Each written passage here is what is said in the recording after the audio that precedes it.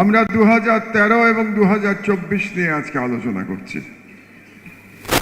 2013 সালে যারা শহীদ হয়েছিলেন এবং তাদের শাহাদাতের পরে আমরা অনেকেই মনে করেছিলাম যে 2013 সালের বিপ্লবের পরাজয় ঘটেছে।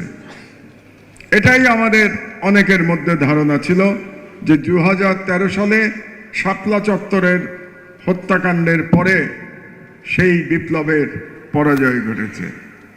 মহান আল্লাহ তাআলা প্রমাণ করে দিয়েছেন 11 বছর পরে যে তাদের বিপ্লব সেদিন সার্থক হয়েছিল। তারা শহীদ হয়েছিল, কিন্তু বিপ্লব সার্থক হয়েছে।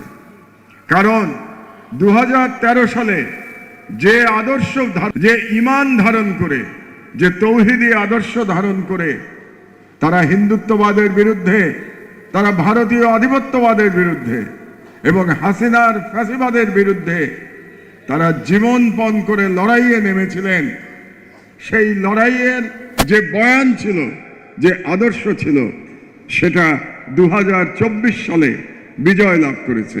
সুতরাং তারা শহীদ হয়েছেন, তারা আল্লাহর কাছে গেছেন, শাহাদাতের পুরস্কার তারা পাবেন ইনশাআল্লাহ। কিন্তু তাদের বিপ্লব সফল হয়েছে, আমাদের পরবর্তী প্রজন্মের মাধ্যমে তাদের বিপ্লব সফল হয়েছে।